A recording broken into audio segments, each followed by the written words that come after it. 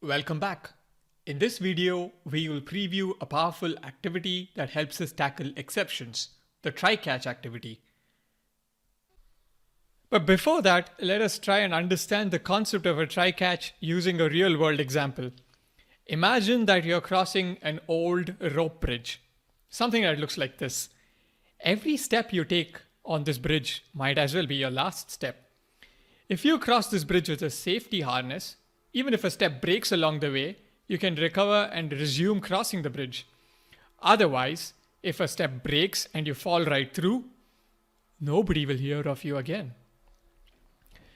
This is a situation we all wish to avoid, and a try-catch activity helps us do just that. To preview how the try-catch activity works, let us take a look at this program. It's a simple script that I have written to simulate the crossing of a bridge. It's a while loop where you have step numbers and it steps from step 1 to step 15. All along, each step it reads a text file and logs the particular step in a log message. The text files that the script invokes are listed out here. We can see that they go from 1 to 15. Let us now execute the program and see how it crosses the metaphorical bridge. The execution has started, and luckily this time, the bridge did not give way. So we have gone through all the different steps and logged them and made it to the end in one piece.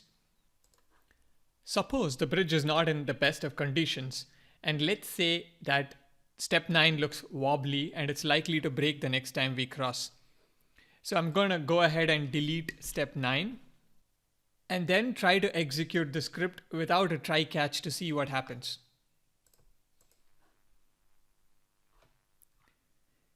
Everything is fine until step 9, but when the process reaches step 9, it throws out this error message, and then it abruptly crashes. We never hear from this program again. Ideally, a script should recover from an error, give us some meaningful information as to why this occurred, and then continue execution. And that is where a try-catch really comes in handy. Let us see how we can make that happen.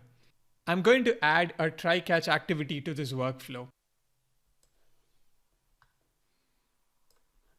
I'm going to include the step as well as the log message in the try block of the try-catch. Each activity executed in the try stage is analogous to taking a step on that bridge, and a catch is our safety harness. So in case something goes wrong, we can write an error message here and then continue executing the workflow. In the catch block, I'm going to write a warning. Firstly, you must choose a type of exception here. And for starters, you can choose the most generic type of exception, which is system.exception. And then I'm going to include a warning, which is a log message at the log level warn. And the message is going to say step. I'm going to insert the step number here, convert it to string so that it can be output as a log message, is broken.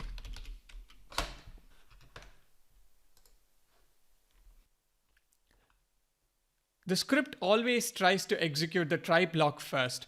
Only when the try block encounters an error, the catch block is invoked. The program then issues a warning and continues execution. So let us preview what happens. There we see what happened. The program issues a warning on the 9th step, but continues execution till we made it to the other end in one piece. The catch can also be invoked if multiple steps are missing. So let's say we delete steps 6 and steps 12, and then execute this workflow. The program is still going to issue a warning at all of those steps and continue execution to the end. You may have noticed that a try-catch activity also comes with a finally block. The code within the finally block is invoked if either the try or the catch block executes. Therefore, you can insert code within this block that always needs to run. However, this is analogous to inserting code below the try-catch activity itself. In UiPath, there is no real difference between including an activity within the finally block or executing it right after the block executes. For instance, this step increment, which needs to happen regardless of the try or the catch, could either be included in the finally or be included outside here. I personally prefer adding the code outside so that it's readily visible and doesn't get hidden within the try-catch block. Till date, I've never found a good reason to use the finally block of the try-catch activity. Feel free to play around with it or even completely ignore it for now. Every automation script that we write is like crossing a rope bridge. There's always a chance of failure, and a try-catch activity helps us guard against this failure. You can learn how to write your own try-catch in the practice exercise that follows this lesson.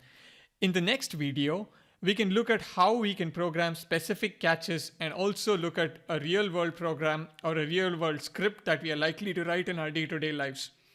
Goodbye and see you in the next video.